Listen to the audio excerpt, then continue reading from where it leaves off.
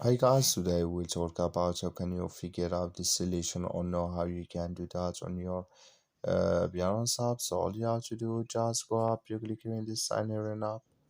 So then you come to this is here on your profile.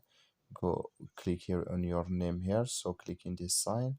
So then you come to this list here, you click in this sign here and up. So then it's going to take you in this list. You just switch into open video.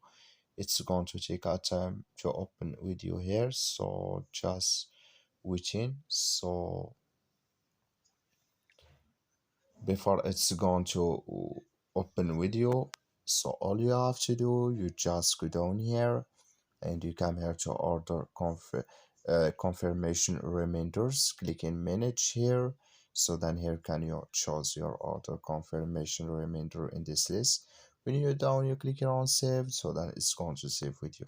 That's all. Thank you for watching. Don't forget to support us by liking, subscribe.